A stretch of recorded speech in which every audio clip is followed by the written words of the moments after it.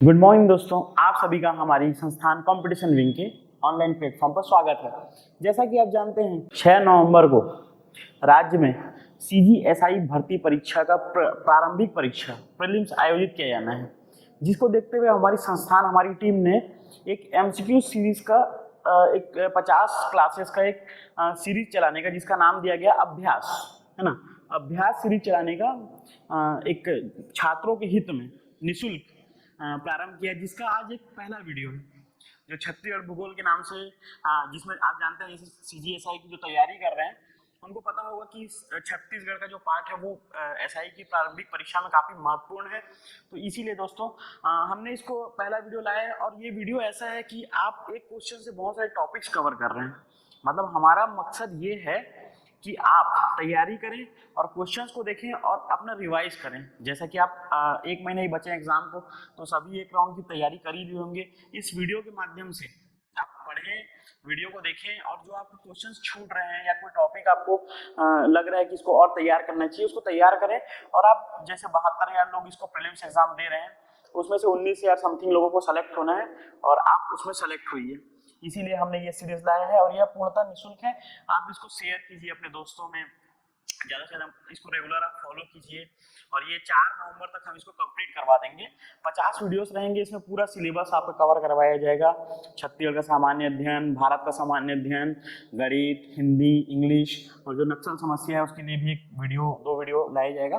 तो आप इसको फॉलो कीजिए और हमारे साथ जुड़ी रहिए। और इसका जो पीपीटी है दोस्तों, या फिर इसका जो सॉफ्ट कॉपी है, वो हमारी संस्थान के जो कंपटीशन विंग टेलीग्राम चैनल है वहाँ जाकर आप डाउनलोड कर सकते हैं। तो हम चालू करते हैं आज अभ्यास सीरीज। ठीक, इसका पहला वीडियो है। तो जैसा कि हम देखते हैं कि छत्तीसगढ़ भूगोल के तहत ये पहला क्वेश्चन है। इसमें हम देखते हैं कि क्वेश्चन है, निम्नलिखित कथनों को कौन सा कथन सत्य है। जैसा हम देखते हैं कि क्वेश्चन आता है कि जो छत्तीसगढ़ का अक्षांशीय विस्तार है और देशांतरी विस्तार है, उसी से रिलेटेड एक क्वेश्चन है, जिसमें हम क्वेश्चन देख रहे हैं कि निम्नलिखित कथनों में कौन सा कथन सत्य है। छत्तीसगढ़ का अक्षांशीय विस्तार जो है 1746 से 24/5 तक है। ठीक, उसके बाद देशांतरी विस्तार में देखते हैं 80/15 से 84/25 तक है। तो ये दोनों कथन हमको सही लग रहा है। तो हम ऑप्शन में देखेंगे कि कौन सा जो ऑप्शन है वो सही रहेगा। केवल कथन 1 सत्य है, बिल्कुल नहीं, दोनों कथन सत्य है। कथन 2 सत्य है, ये भी सही नहीं है। कथन 1 और 2 सत्य है। तो हम देखते हैं इसमें कथन 1 और 2 सत्य है। और इसका जो अक्षांशीय विस्तार है छत्तीसगढ़ का, वो 700 से 800 है। मतलब अक्षांशीय विस्तार, जैसे हम देखते हैं ये छत्तीसगढ़ है, बेसिकली एक रफ डायग्राम है। इसका जो अक्षांशीय विस्तार है ये उत्तर से दक्षिण तक है। तो ये ऊपर जो है वो 24/5 है, और नीचे जो है वो 1746 है। तो ये देखना है इसका विस्तार कितना है, कितने किलोमीटर का, 700 से 800 किलोमीटर। तो ये आपको याद रखना है। ठीक, वहीं देशांतरी विस्तार देखते हैं, और ये जगह जो है ये बलरामपुर जिले में पड़ता है। बलरामपुर जिले में, बलरामपुर का क्या है, कौन सा तहसील है, वाड्रफ नगर। तो ये याद रखना है, बलरामपुर जिले का वाड्रफ नगर है, उत्तरी सीमा बनाता है। और दक्षिणी सीमा में भी देखते हैं हम कोंटा तहसील, कौन से जिले में आता है, सुकमा। तो ये आपको याद रखना है दोस्तों, कोंटा, सुकमा, वाड्रफ नगर उत्तर में। वहीं इधर देखें देशांतरी विस्तार में हम देखते हैं तो 80 मिनट 15 सेकेंड से 84 मिनट 25 सेकेंड तक है। ठीक, 84 डिग्री 25 मिनट तक है। तो ये 80/15 से 84/25 है। और ये 80/15 जो है वो भद्रकाली जगह है बीजापुर में, याद रखना है। कहाँ है, पश्चिमी सीमा कौन सी है बोलने से, बीजापुर का भद्रकाली। और वहीं पूर्वी सीमा बोलने से जसपुर, ये याद रखना है, जसपुर। तो उत्तरी सीमा जो है बलरामपुर, दक्षिणी सीमा जो है कोंटा सुकमा है, पूर्वी सीमा जो है वो जसपुर है, और पश्चिमी सीमा जो है भद्रकाली बीजापुर, जो भोपालपट्टनम तहसील भी बोल सकते हैं भद्रकाली को। तो ये याद रखना, ये पहला क्वेश्चन हो गया। और देशांतरी विस्तार वहीं देख सकते हैं 435 किलोमीटर है। अक्षांशीय विस्तार ज्यादा है दोस्तों, ये याद रखना है, 700 से 800 किलोमीटर है, और देशांतरी विस्तार कितना है, 435 किलोमीटर। तो ये हो गया हमारा पहला क्वेश्चन। इसके बाद हम देखते हैं आजकल एक क्वेश्चन आ रहा है कि कौन सी तहसील कर्क रेखा पे स्थित है, कौन से तहसील IMT इंडियन भारतीय मानक रेखा पर स्थित है। तो इसीलिए क्वेश्चन फॉर्म किया गया दोस्तों हमारे द्वारा कि निम्नलिखित तहसीलों में कौन सा तहसील भारतीय मानक रेखा जो है वो 82 मिनट और हाफ डिग्री जो है, ठीक, 82 डिग्री और हाफ मिनट जो भारतीय मानक रेखा है, जो छत्तीसगढ़ से गुजरती है उसमें से कौन से तहसील से गुजरती है ये पूछ रहा है। अभी एक आयुर्वेदिक मेडिकल ऑफिसर का पेपर आया था, उसमें पूछा था कि मानक मतलब भारतीय जो कर्क रेखा है उसमें कौन कौन से तहसील स्थित हैं। तो जैसे ये क्वेश्चन है, इसमें देखते हैं सेकंड क्वेश्चन में, है ना, निम्नलिखित तहसीलों में कौन सा तहसील भारतीय मानक रेखा पर स्थित है। ऑप्शन देखते हैं खड़गवां। देखो खड़गवां जो है पहले कोरिया जिले में आता था, अभी वर्तमान में कहाँ आ रहा है, ये एमसीबी मनेनगढ़, चिरमिरी और भरतपुर में। पामगढ़ जो है वो जांजगीर चांपा में आता है, जांजगीर चांपा में। कसडोल जो है वो बलौदा बाजार में आता है, और बसना जो तहसील है वो कहाँ आता है, महासमुंद जिले में। तो ये चार ऑप्शन है। हम देखते हैं खड़गवां। खड़गवां जो है वो एकदम सही क्वेश्चन है, ये यहाँ से गुजरता है भारतीय मानक रेखा। पामगढ़ जांजगीर से भी गुजरता है, कसडोल बलौदा बाजार से भी गुजरता है, लेकिन जो महासमुंद का बसना तहसील है वो नहीं पड़ता। महासमुंद के दो तहसील पड़ते हैं, एक पिथौरा पड़ता है और एक पड़ता है बागबाहरा। तो ये याद रखना है, एक पिथौरा पड़ता है और एक बागबाहरा। तो ये डी ऑप्शन इसका बिल्कुल सही है। तो इसको ऐसे एलिमिनेट करना है दोस्तों, महासमुंद जिले से गुजरती है लेकिन तहसील बसना से नहीं गुजरती है, ये याद रखना है, ठीक। अब इसमें एक छोटा सा मैं एक्सप्लेनेशन दिया हूँ। कोरिया जो है ये सोनहट है। कोरिया के कौन कौन से तहसील से है गुजरती है, सोनहट, बैकुंठपुर और ये खड़गवां भी वर्तमान में एमसीबी में आगे है, तो इसको एमसीबी में ले लेना है, ठीक। सूरजपुर के रामानुजगंज, रामानुजनगर, प्रेमनगर, कोरबा के पोड़ी उपरोड़ा, पाली और कटघोरा, बलौदा ये जो है ये जांजगीर चांपा का है, जांजगीर चांपा, बलौदा, अकलतरा और पामगढ़ है, ये पामगढ़ नहीं है, पामगढ़, ठीक। और बलौदा बाजार का कसडोल जो कि ऑप्शन में है, महासमुंद का पिथौरा और बागबाहरा जैसा कि हम देखें बसना शामिल नहीं है, और गरियाबंद का मैनपुर। तो कितने जिले हो गए ये देखने से, 1 2 3 4 5 6 7 और 1 8। तो वर्तमान में 8 जिलों से गुजर रही है, और एक तहसील आपको देख लेना है, इसको आप पीपीटी में देख लीजिए। तो ये हो गया सेकंड क्वेश्चन। इसके बाद हम देखते हैं थर्ड क्वेश्चन। निम्नलिखित कूट को सही सुमेलित कीजिए, है ना। छत्तीसगढ़ की सबसे लंबी सीमा को छूने वाला राज्य, छत्तीसगढ़ की सबसे लंबी सीमा को छूने वाला राज्य कौन सा होगा, जैसा कि जानते हैं उड़ीसा होगा, ठीक। क्षेत्रफल की दृष्टि से छत्तीसगढ़ से लगा हुआ सबसे बड़ा राज्य, क्षेत्रफल की दृष्टि से छत्तीसगढ़ से लगा हुआ सबसे बड़ा राज्य कौन सा है, हमारा मातृ राज्य मध्य प्रदेश है, ठीक। उसके बाद क्षेत्रफल की दृष्टि से छत्तीसगढ़ से लगा हुआ सबसे छोटा राज्य, अब इन चारों में देखते हैं तो हम देखते हैं कि झारखंड होगा, ठीक। उसके बाद छत्तीसगढ़ की सबसे कम सीमा को छूने वाला राज्य, सबसे कम सीमा को जैसे कि आंध्र प्रदेश जानते हैं, आंध्र प्रदेश केवल सुकमा को छूता है, सुकमा जिला को, और काफी कम किलोमीटर में स्पर्श करता है, ठीक। झारखंड किसको किसको छूता है देखते हैं, तो एक तो बलरामपुर है और एक जसपुर है। उड़ीसा जो है 210 जिलों को स्पर्श करता है। 10 जिलों में कौन कौन से है, सबसे ऊपर से देखें जसपुर है, रायगढ़ है, अभी वर्तमान में सारंगढ़ बिलाईगढ़ है, उसके बाद महासमुंद है, उसके बाद गरियाबंद है, उसके बाद धमतरी है, धमतरी के बाद है कोंडागांव है, कोंडागांव के बाद बस्तर है, और बस्तर के बाद सुकमा है। तो ये 10 जिले हो जाएंगे, ठीक। उसके बाद फिर मध्य प्रदेश में देखते हैं, मध्य प्रदेश 9 जिलों को छूता है। 9 जिलों में कौन कौन सा है, बलरामपुर है, सूरजपुर है, कोरिया है, और एमसीबी नया जिला जो है, ठीक, जीपीएम भी नया जिला है, ठीक। उसके बाद देखते हैं हम कवर्धा है, उससे पहले मुंगेली है, उसके बाद नया जिला जो है वो खैरागढ़, छूही खदान और गंडई है, और एक राजनांदगांव है। तो ये याद रखना है दोस्तों, है ना। इसको डिटेलिंग में देख लीजिए, इसमें ये भी पूछ सकता है कि मध्य प्रदेश की सीमा है जो है वो किस जिले को स्पर्श नहीं करता है, तो इसको डिटेल में आप लोग देख लेंगे, है ना, विद पीपीटी, ठीक। ये हो गया तीसरा क्वेश्चन। तो इसका आंसर क्या होगा ये देख लेते हैं, है ना। ए का सी हो गया, फर्स्ट का सी हो गया, ठीक। सेकंड का डी हो गया, फर्स्ट का सी, सेकंड का डी हो गया, फिर थर्ड का बी हो गया, तो ये ऑप्शन हो जाएगा ए। तो ऐसे इसको एलिमिनेट करके भी बना सकते हैं आप, जैसे आपको मध्य प्रदेश के बारे में जानकारी है, उड़ीसा के बारे में जानकारी है, तो दो ऑप्शन को आप एलिमिनेट करके भी बना सकते हैं। तो इसके अलावा और ये देख सकते हैं कि कितने जो छत्तीसगढ़ के कितने जिले हैं जो कई राज्यों को छूते हैं, जैसे बलरामपुर और सुकमा है, 3 राज्यों को छूते हैं।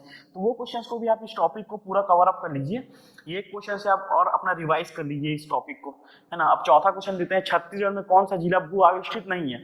वर्तमान में हम देखते हैं नवीन जिले बनने के साथ 11 भू आविष्टित जिले हो गए, तो 11 भू आविष्टित जिले कौन कौन से हैं देख लेते हैं हम। सरगुजा संभाग में सरगुजा है, ठीक। उसके बाद बिलासपुर संभाग में देखते हैं कोरबा हो गया, बिलासपुर हो गया, जांजगीर चांपा हो गया, और शक्ति हो गया, ठीक। ये हो गया 3 बिलासपुर जिले में, 4 बिलासपुर जिले में, 1 सरगुजा जिले में, ये 4 हो गए। उसके बाद रायपुर में देखते हैं, तो सबसे पहले रायपुर देखेंगे, फिर बलौदा बाजार देखेंगे, ठीक। उसके बाद बलौदा बाजार के बाद हो गया ये रायपुर संभाग का हो गया। फिर दुर्ग संभाग में देखते हैं, दुर्ग है, बेमेतरा है और बालोद है, ठीक। ये 3 हो गया। उसके बाद फिर एक जो बस्तर संभाग में वो स्थित है वो दंतेवाड़ा है। तो 1, 4, 1, 5, 5, 5, 10 और 1, 11। तो नवीनतम दो हैं, याद रखना है कि जीपीएम बनने के बाद बिलासपुर भी भू आविष्टित जिला बन गया, और जो छत्तीसगढ़ का सबसे नवीनतम जिला है 33वां जिला शक्ति जिला, वो भी भू आविष्टित जिला है। इसके साथ ही 11 जिले हो गए। तो हम देखते हैं कौन सा भू आविष्टित नहीं है। नवीन जिला बना है सारंगगढ़ बिलाईगढ़, है ना, ये भू आविष्टित नहीं है, ये उड़ीसा की सीमा को स्पर्श करता है, ये याद रखना। ठीक है दोस्तों, तो ये याद रखना है, उड़ीसा की सीमा को स्पर्श करता है। तो ऐसे इसको डिटेलिंग में याद रखिए, इसमें एलिमिनेशन का यूज कीजिए, है ना, इससे आपके क्वेश्चंस काफी अच्छे से बनेंगे। इसके बाद हम 5वें नंबर पर क्वेश्चन को देखते हैं। छत्तीसगढ़ राज्य की भूगर्भिक संरचना, मतलब ये आ गया कि भूगर्भिक संरचना के बारे में क्वेश्चन आया है, तो आप पूरा भूगर्भिक संरचना को देख लीजिए कि छत्तीसगढ़ में आर्कियन, धारवाड़, गोंडवाना, कडप्पा, है ना, विंध्य, ये चट्टान, या फिर आपका दक्कन ट्रैप, है ना, ये सब कहाँ कहाँ पाए जाते हैं। इस क्वेश्चन को देखते हैं कि कौन सा सुमेलित नहीं है बोल रहे। हम जैसे जानते हैं कि आर्कियन सबसे ज्यादा पाए जाते हैं, फर्स्ट नंबर पे आर्कियन पाए जाते हैं, तो ये 50% बिल्कुल सही है। धारवाड़ जो है 3rd नंबर पे, ठीक, 15 से 20% ये भी सही है। कडप्पा जो है वो 25 से 30% है, 2nd नंबर पे है, ये भी सही है। उसके बाद गोंडवाना जो है वो 20 से 30% नहीं पाया था दोस्तों, ये 17% है। ये क्वेश्चन थोड़ा ट्रिकी था, याद रखना है अपने को। देखो आर्कियन जो है सबसे प्राचीन चट्टान है, तो अधिकतर भागों में वो पाया जाएगा। जैसे इसमें कौन कौन से चट्टान पाए जाते हैं बोलता है, तो नीस, ग्रेनाइट, ये सब चट्टान जो है वो इसी में पाया था, ग्रेनाइट। ठीक, उसके बाद धारवाड़ तो जानते ही होंगे, आपको लॉ है इसके लिए। इसके 3 प्रस्तर हैं छत्तीसगढ़ में, एक बैलाडीला बालोद वाला प्रस्तर है, एक कवर्धा चिल्पी घाटी वाला है, और एक सोनाखान वाला जो बलौदाबाजार जिले में पड़ता है। उसके बाद कडप्पा चट्टान जानते हैं आप लोग, जहाँ चूना पत्थर पाया जाता है। कडप्पा चट्टान किस लिए फेमस है? चूना पत्थर के लिए। और ये कहाँ कहाँ विस्तारित है बोलने से, इसका भी 3 विस्तार है। एक तो रायपुर रेंज है, एक आपका रायगढ़ बिलासपुर चंद्रपुर वाला रेंज है, और एक तीसरा जो रेंज है वो बस्तर में भी चूना पत्थर पाया जाता है। तो ये याद रखना, 3 इसके प्रस्तर है। ठीक, और चौथा जो है गोंडवाना तो आप जानते हैं कि कोयला के लिए प्रसिद्ध है। किसके लिए प्रसिद्ध है? कोयला के लिए। तो गोंडवाना के गोंडवाना के भी 3 लेयर पाए जाते हैं, ऊपरी, मध्य और निचला। तो छत्तीसगढ़ में ऊपरी और निचला पाया जाता है, मध्य लेयर नहीं पाया जाता। और गोंडवाना चट्टान जो है छत्तीसगढ़ के उत्तरी भाग में पाया जाता है। जैसे आप जानते हैं आपका पूर्वी बघेलखंड का पठार, हसदेव घाटी, मान घाटी और महानदी घाटी। तो ये याद रखना है आपको। ठीक, गोंडवाना चट्टान कहाँ कहाँ पाया जाता है। ठीक, तो ये क्वेश्चन हो गया। उसके बाद हम देखते हैं 6वां नंबर का क्वेश्चन। ठीक, 6वां नंबर का क्वेश्चन देखते हैं। ठीक, 6वां नंबर का हम क्वेश्चन देखते हैं कि छत्तीसगढ़ के प्राकृतिक विभाजन को उनके क्षेत्रफल के अनुरूप सुमेलित कीजिए। मतलब प्राकृतिक विभाजन, अभी हम जानते हैं कि 4 प्राकृतिक विभाजन है। पूर्वी बघेलखंड का पठार, उसके बाजू में है जसपुर सामरी पाट प्रदेश, उसके नीचे जो मध्य क्षेत्र है छत्तीसगढ़ का मैदान, और सबसे नीचे जो दक्षिण भाग है उसको बोला जाता है दंडकारण्य का पठार। ठीक, तो ये 4 भाग हम देख लीजिए। इसमें सबसे ज्यादा कौन सा पाया जाता है और सबसे कम कौन सा पाया जाता है, ये देख लेना है। इसमें कौन कौन से जिले शामिल हैं, कौन कौन से जिले से बाहर हैं, कौन कौन सी नदियां बहती हैं, किस टाइप का यहाँ पॉपुलेशन डेंसिटी है, किस टाइप के यहाँ साक्षरता दर है, कौन कौन से उद्योग स्थापित हैं। इस चैप्टर को आप डिटेल में देख लीजिए। क्वेश्चन आपको हिंट दे रहा है कि इससे क्वेश्चन पूछ सकते हैं। ठीक, तो ये देखते हैं पूर्वी बघेलखंड का पठार जो है वो, उसका विस्तार जो है वो 21,863 है।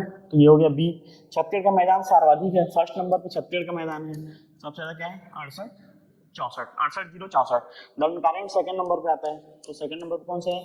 39,060। और सबसे छोटा कौन सा है? जसपुर सामरी पाट प्रदेश। तो ऑप्शन देख लेते हैं। 1st का बी, 2nd का सी, 3rd का ए और 4th का डी। तो ये हो जाएगा बी ऑप्शन। ठीक, तो ये हो गया बी ऑप्शन, है ना। तो 6वें का बी ऑप्शन। तो ये 6 क्वेश्चन हो गए हैं। इसके बाद हम देखते हैं कि जसपुर सामरी पाट प्रदेश में निम्न में से कौन सा पूर्व से पश्चिम की ओर व्यवस्थित क्रम में है। पूर्व से पश्चिम की ओर बोल रहा है, मतलब पूर्व से, मतलब हम देखेंगे कि जो झारखंड की सीमा से है और वो अंदर तक। तो देखो पूर्व से पश्चिम बोल दिया, मतलब ये जसपुर है, ये बलरामपुर है और ये सरगुजा है। तो इधर से बोल रहा है, तो इधर से बोलेगा तो देखते हैं हम। सबसे पहले इधर पड़ेगा जमीर पाट, जमीर, फिर जारंग, है ना, सॉरी ये जमीर हो गया। फिर इधर पड़ेगा जारंग, ठीक, फिर इधर पड़ेगा जसपुर, फिर सबसे लास्ट में पड़ेगा मैनपाट। तो मैनपाट को आप लोग याद रखना। देखिए वैसे ही सरगुजा जिले में है, तो सरगुजा तो पश्चिमी भाग में ही है ना, तो इसको एलिमिनेट करना है। देखो जमीर, जारंग, जसपुर और मैनपाट। पहले मैनपाट को ही देख लीजिए आप, मैनपाट किसमें है? देखो किसी में नहीं है, तो ये क्वेश्चन तो एकदम ईजी हो गया है। है ना। तो ये हो गया 7वां नंबर क्वेश्चन। आप पार्ट प्रदेश को काफी अच्छे से पढ़ लीजिएगा, उसमें कौन सा पीक पॉइंट है, कौन सी जलप्रपात है, क्योंकि मैक्सिमम जलप्रपात पार्ट प्रदेश में ही पाए जाते हैं, तो उससे क्वेश्चन डायरेक्ट पूछते हैं। ठीक, इसके बाद हम देखते हैं छत्तीसगढ़ के प्राकृतिक भूभागों को उनके ऊंचे चोटी के साथ सुमेलित कीजिए। अब ये पीक पॉइंट पूछ रहे हैं, है ना, मतलब 4 प्राकृतिक विभाग पढ़े हम लोग, उसका सबसे ऊंचा चोटी कौन कौन सा ये दिख रहा है। देखो छत्तीसगढ़ का मैदान का सबसे ऊंचा चोटी कौन सा है, बदरगढ़, है ना, बदरगढ़। ऐसे डायरेक्ट पूछ सकते हैं, अगर बदरगढ़ नाम दिया तो आप जान ही लेंगे, लेकिन बदरगढ़ की ऊंचाई कितनी है, 1176 मीटर। ऐसे क्वेश्चन पूछ रहा है आजकल व्यापम और सीजीपीएससी दोनों ही। उसके बाद दंडकारण्य का देखते हैं, दंडकारण्य की सबसे ऊंची चोटी कौन सी है, नंदराज, बेलाडीला में स्थित है ना, ये देखना है, 1210 मीटर है। उसके बाद पूर्वी बघेलखंड जो छत्तीसगढ़ की सबसे ऊंची चोटी है, इसको क्या बोलते हैं, गौरलाटा। गौरलाटा कहाँ स्थित है, ये है सामरी, सामरी पाट में। ठीक, ये कहाँ स्थित है, बेलाडीला। और ये कहाँ स्थित है, पेंड्रालोरमी पठार, पेंड्रालोरमी पठार। ठीक, इस तरीके से डिटेल में याद रखना है। उसके बाद सॉरी पूर्वी बघेलखंड का होगा ये 1133 मीटर, देवगढ़, है ना, ये थोड़ा मिस्टेक हो गया, देवगढ़ की चोटी। और जसपुर सामरी पाट प्रदेश का होगा गौरलाटा। ठीक, पूर्वी बघेलखंड का होगा डी, दंडकारण्य का होगा ए, और ये हो जाएगा। तो बी, ए और डी सी, बी, ए और डी सी किसमें होगा, देखो बी, ए और डी सी, तो ये बी ऑप्शन हो जाएगा, है ना। इसको इस तरह से एलिमिनेट करके क्वेश्चन बनाना है। तो 8वें क्वेश्चन के बाद 9वें क्वेश्चन में देखते हैं हम। 9वां क्वेश्चन क्या बोल रहा है, छत्तीसगढ़ की जल विभाजक पर्वत श्रृंखला में कौन सा सुमेलित नहीं है। देखो सबसे पहले जल विभाजक को समझें। जल विभाजक का मतलब होता है कि जो दो नदियों के बीच में पर्वत श्रृंखला होती है, वो दो नदियों के पूरे अपवाह तंत्र को विभाजित करती है। तो ये पूछ रहा है जल विभाजक, छत्तीसगढ़ के जल विभाजक में कौन सा सुमेलित नहीं है। ठीक, तो मैकल पर्वत श्रेणी जो है वो शिवनाथ और नर्मदा, ये नर्मदा ना होकर वैनगंगा है। ठीक, वैनगंगा जो कि गोदावरी की सहायक नदी है, उस अपवाह तंत्र को ये पृथक करती है। ठीक, तो ये याद रखना है, वैनगंगा। ठीक, उसके बाद ये धूरी ना होकर छुरी है, छुरी की पहाड़ी, जैसे कि हम पढ़ते हैं छुरी उदयपुर की पहाड़ी, तो छुरी की पहाड़ी किसको अलग करती है, हसदेव और मांड को। बिल्कुल सही है, उदयपुर की पहाड़ी, देखो छुरी के बाद उदयपुर आ गया, उदयपुर की पहाड़ी किसको अलग करेगी, मांड और केलो। तो हम देख सकते हैं ये छुरी की पहाड़ी हो गया, है ना, ये हसदेव नदी हो गया, ये छुरी की पहाड़ी हो गया, उसके बाद ये मांड नदी हो गया, फिर ये उदयपुर की पहाड़ी हो गया, फिर ये केलो नदी हो गया। तो ये तीनों सीरीज में है, तो एकदम सही है। उसके बाद देवगढ़ की पहाड़ी हम देखते हैं उत्तर में रिहंद और गोपद नदी, तो ये भी एकदम सही है। ठीक, तो ये हो गया डी ऑप्शन, मतलब इसका आंसर होगा ए, है ना। तो ऐसे इसको और जो जल विभाजक है उनको भी देख लेना, जैसे केशकाल घाटी जो है वो महानदी और इंद्रावती को पृथक करती है, तो वो एक चीज आप लोग को पढ़ लेना है। इसके बाद 10वां नंबर देखते हैं, निम्नलिखित पर्वत खंड में कौन सा अपने पर्वत श्रृंखला से सुमेलित नहीं है, बोल रहा है। मतलब पर्वत खंड जो पर्वत का भाग है वो मुख्य जो पर्वत श्रृंखला है उससे जुड़ा हुआ नहीं है, ये बोल रहा है।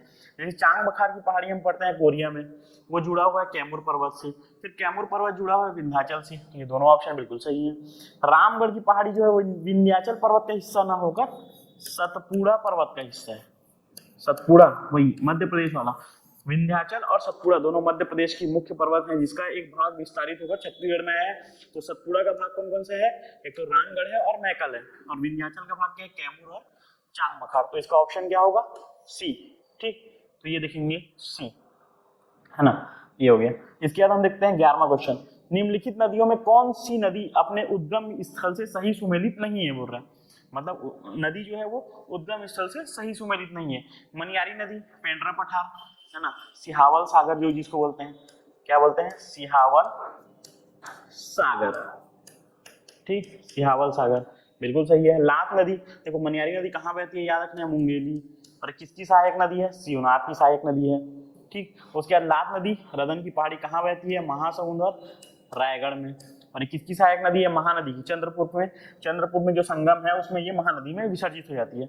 उसके बाद पैरी नदी जो गरियाबंद में बहती है, भातरी नवागढ़, बिंद्रा नवागढ़ डिस्ट्रिक्ट है, तहसील है जो गरियाबंद का है ना, गरियाबंद याद रखना है, ये गरियाबंद। ठीक, ये भी सही है। अरपा जो है खोंडरी खोकसरा, ये चारों ऑप्शन सही है इसकी, है ना। तो इसलिए क्वेश्चन एलिमिनेट हो जाता है ना, डिलीट हो जाता।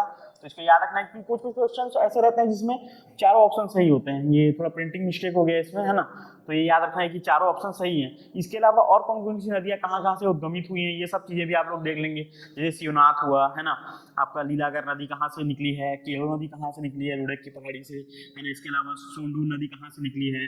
दक्षिण देखते हैं हम, दक्षिण में बहुत सारी नदियाँ हैं, इंद्रावती, सबरी नदी, निब्रा, गुडरा, नारंगी, बूढ़ी, है ना, नंदीराज चोटी से कौन सी नदी निकल रही है, शंखनी, डंकनी, ये सब चीजों को आप एक बार देख लीजिए, उनके उद्गम स्थल और उनकी लंबाई को। इससे क्या क्वेश्चन एग्जाम में आएंगे तो डायरेक्ट बनेंगे, है ना। इसका देखते हैं हम 12वां क्वेश्चन जो है अबुझमाड़। ठीक, अबुझमाड़ की पहाड़ी का विस्तार किस जिले में नहीं है बोल रहे हैं। जैसा कि हम जानते हैं अबुझमाड़ की पहाड़ी जो है वो छत्तीसगढ़ के दक्षिणी भाग में है। ठीक, और बेसिकली कौन से जिले में है, नारायणपुर, लेकिन इसका कुछ भाग कांकेर में भी आता है, बीजापुर में भी आता है, और थोड़ा सा विस्तारित है ये दंतेवाड़ा में, जो ट्राई जंक्शन बनता है जिसको नक्सलियों का गढ़ कहा जाता है ना। तो इसमें कौन सा ऑप्शन नहीं होगा, जो नवीन जिला बना है मोहला मानपुर, ये ऑप्शन इसमें शामिल नहीं होगा। कौन कौन सा इसके जगह कौन सा शामिल हो जाएगा, कांकेर शामिल हो जाएगा। ठीक, तो ये याद रखना है, 4 जिलों को स्पर्श करती है लेकिन मोहला मानपुर को स्पर्श नहीं करती, ये याद रखना है। ठीक, ये हो गया 12वां क्वेश्चन। इसके बाद देखते हैं 13वां क्वेश्चन।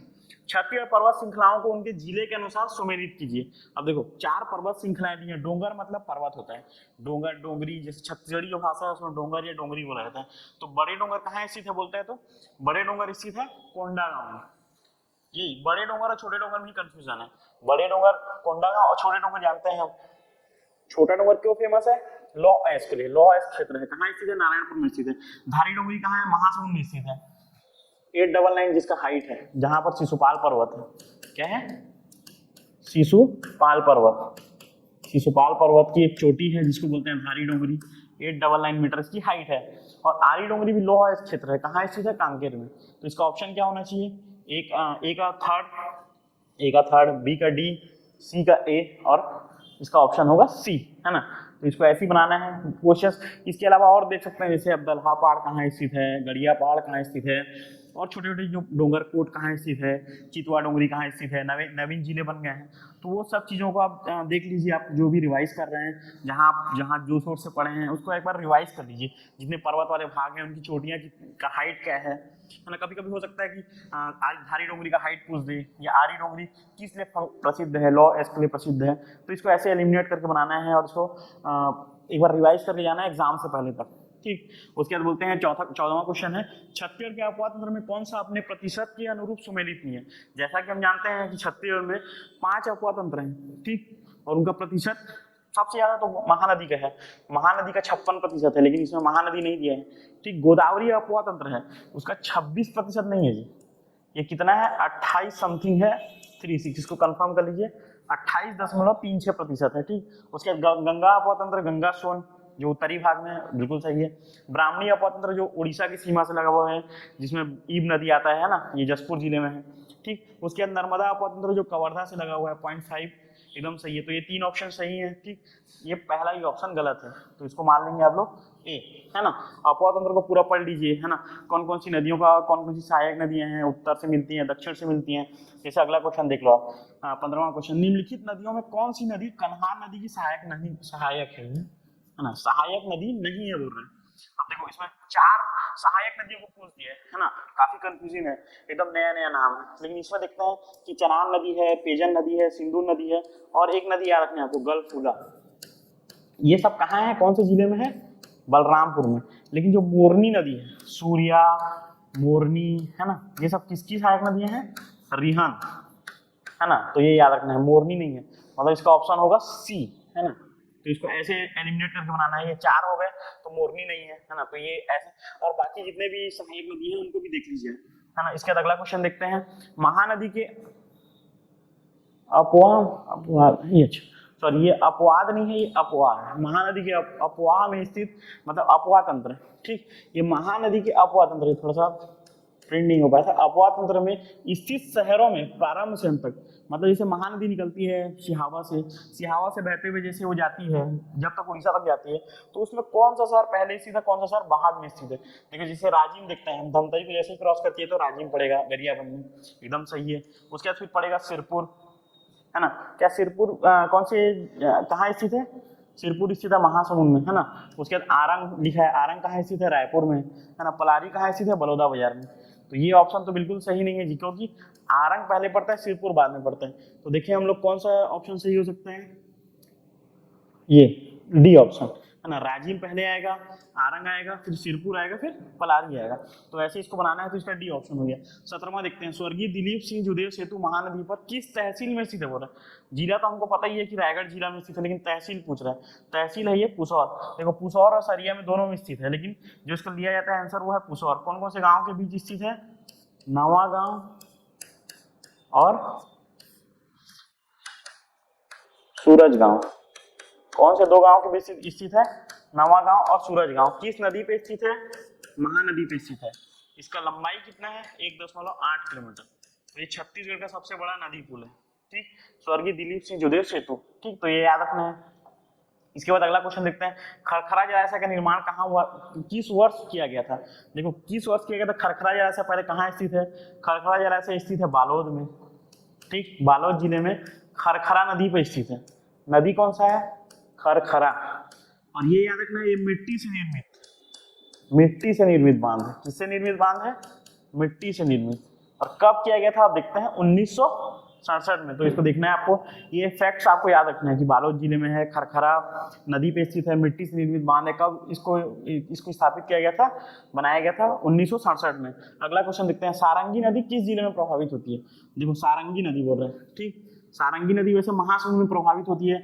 इसको एक और नाम से जाना जाता है, आप लोग सुने होंगे, बलमदेही, ठीक। बलमदेही जो बारनवापारा में स्थित है। कहाँ स्थित है, बारनवापारा, महासमुंद क्षेत्र में, ठीक। अब राजनांदगांव या फिर जैसे खैरागढ़, अब वर्तमान में खैरागढ़, वहाँ एक नदी है सुरही नदी। तो सुरही और सारंगी ये दोनों में कंफ्यूज मत होना। सुरही नदी बहती है खैरागढ़ में और सारंगी नदी बहता है महासमुंद में। तो ये क्वेश्चन आपको देख लेना है 19वां। इसके अलावा और भी जैसे छोटी छोटी, सबसे छत्तीसगढ़ में महानदी की सबसे छोटी सहायक नदी कौन सा है, सूखा नदी या कोडार नदी। तो ये छोटे छोटे जो फैक्ट्स हैं वो सबको आपको देखना है कि कौन से जिले में बहते हैं। अब देखो एक क्वेश्चन है, हसदेव नदी की सहायक नदियों में उत्तर से दक्षिण बोल रहा है। अब हसदेव नदी उत्तर से दक्षिण की ओर बहती है, तो उसमें कौन सा जो नदी है वो पहले आता है और कौन सा नदी बाद में आता है। देखो बड़ा ही इंपॉर्टेंट क्वेश्चन है। जैसे हसदेव नदी बह रही है, कहाँ से निकल रही है, सोनहट से, कोरिया से, ठीक। तो ये चारों नदी तो स्थित है कोरबा में, ठीक। लेकिन सबसे पहले पड़ता है झींग पड़ेगा इधर से, ठीक। उसके बाद अहिरन पड़ेगा, उसके बाद उतेक पड़ेगा, उसके बाद तान। तो ये हो गया झींग, ठीक। ये हो गया अहिरन, ये हो गया उतेक, ये हो गया तान। तो ये चारों नदी को आपको याद रखना। तो ऑप्शन कौन सा हो जाएगा, बी ऑप्शन। तो ऐसे आजकल ऐसे कूट में भी क्वेश्चन पूछ सकता है। तो आप लोग थोड़ा मैप जो पढ़ रहे हैं, जैसे अपवा तंत्र का मैप पढ़ रहे हैं, उसको थोड़ा सा अच्छे से पढ़िए। उसमें मतलब कौन सा एक मैप को अपने दिमाग में बैठाइए कि कहाँ पर और क्या चीजें हो सकती है, कौन सी नदी पहले आ रही है, कौन सी नदी बाद में आ रही है, कौन सी नदी पे कौन सी परियोजना बन रही है ना। और देखो अभी वर्तमान में बहुत सारी नदियों को जोड़ने का बात चल रहा है ना, उसको भी देख के चाहिए आप लोग, ठीक। उसके बाद 21वां नंबर क्वेश्चन देखते हैं, इंद्रावती की सहायक नदियों में उत्तर से, मतलब ये इंद्रावती की सहायक है ना, नदियों में उत्तर से आकर मिलने वाली। मतलब देखो अब इंद्रावती जैसे बह रहा है, जैसे इंद्रावती बह रहा है, तो ये उत्तर की नदियां बोल रहे हैं। 4 नदी कौन कौन सी है, नारंगी, बोर्डिंग, निवरा और गुडरा। तो याद रखना है इसका ऑप्शन तो बी है, लेकिन देख लेते हैं इसको। देखो नारंगी नदी जिसके तट पर कौन सा शहर स्थित है, कोंडागांव। कौन सा शहर स्थित है जी, कोंडागांव। याद रखना है, नारंगी नदी पहला आएगा। उसके नारंगी के बाद बोर्डिंग भी कहाँ स्थित है, ये दोनों स्थित है कोंडागांव जिले में, है ना। तो इसका सीरीज हो गया, ठीक। नारंगी फिर बोर्डिंग, उसके बाद ये गुडरा है, ठीक। गुडरा और निवरा ये दोनों स्थित है नारायणपुर में, अबूझमाड़ की पहाड़ी से निकलता है। ये दोनों को याद रखना है, गुडरा और निवरा को, नारायणपुर, ठीक। तो एक सीरीज हो गया, क्या क्या हो गया, नारंगी, बोर्डिंग और गुडरा और निवरा। ऑप्शन क्या होगा, बी ऑप्शन। तो इसको ऐसे एलिमिनेट करके बना लेना है। मतलब देखो मैप याद रहा कि कौन सा कहाँ से बह रहे हैं, तो पूछ दिया सीरीज तो आपको याद हो जाएगा। या फिर जिला भी याद रहता आपको, नारंगी और बोर्डिंग। नारंगी पर कोंडा नदी है, कोंडागांव है, बोर्डिंग भी कोंडागांव में बहता है, ठीक, और नीवरा बुडरा तो वहीं बहता है, तो उससे क्या है क्वेश्चंस बन जाता है, तो ऑप्शन की हम एलिमिनेट करके बना लेते हैं। ठीक, उसके बाद अगला क्वेश्चन देखते हैं हम लोग, छत्तीसगढ़ का कौन सा जलप्रपात उनके जिले के अनुसार सम्मानित नहीं है। देखो वाटरफॉल काफी प्रसिद्ध है, अभी जैसे ही बरसात के दिन आए आप रोज पेपर में देख रहे होंगे कि ये अब जलप्रपात यहाँ मिला, ये नया जलप्रपात इस जिले में मिला। जैसे मकरमंजा देखिए कि काफी लंबा जलप्रपात है बोल रहे थे, कहाँ था, जसपुर में।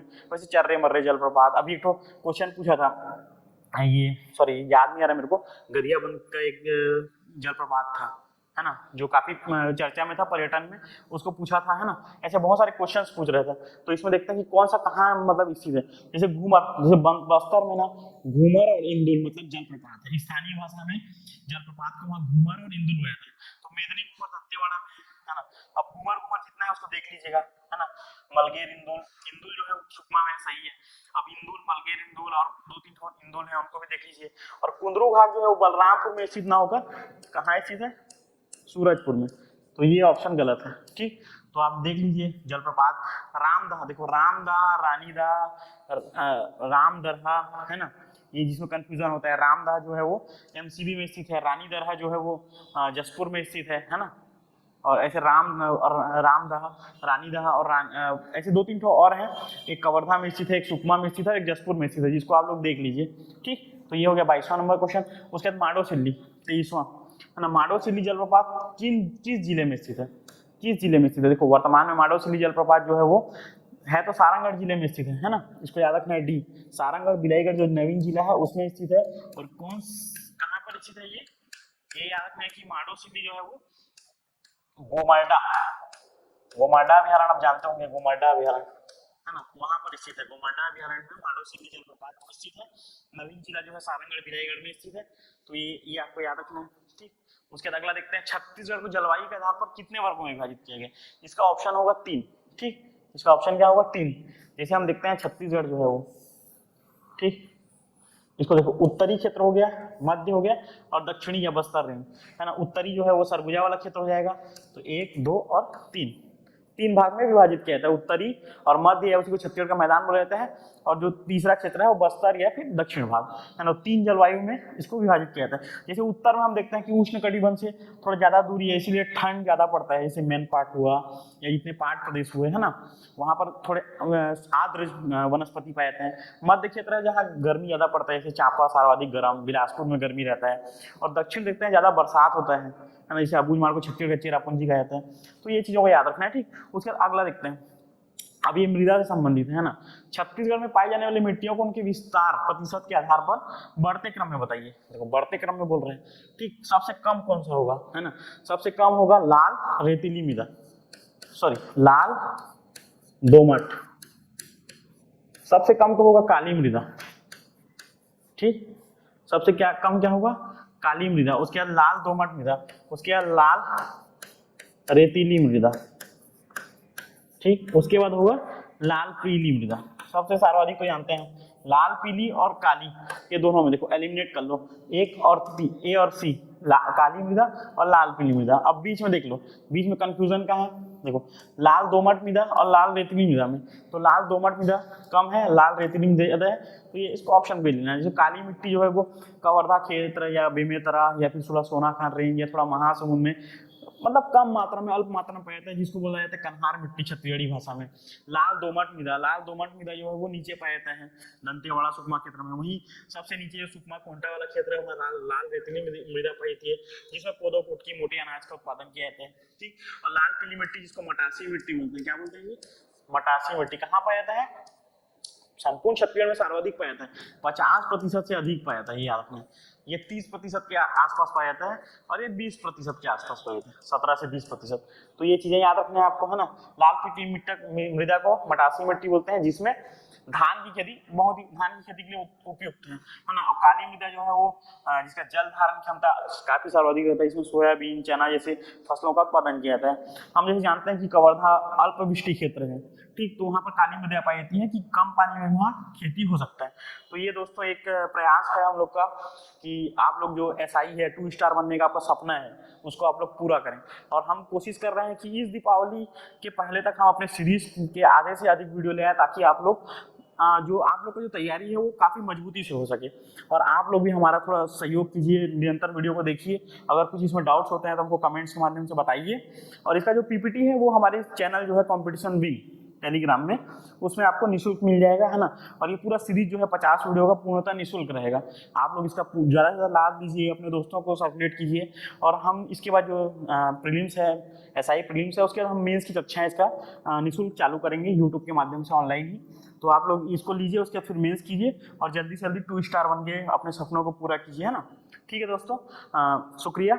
और आप इसको ज़्यादा से ज़्यादा शेयर कीजिए, लाइक कीजिए, सब्सक्राइब कीजिए हमारे चैनल को, कंपटीशन विंग को। Thank you.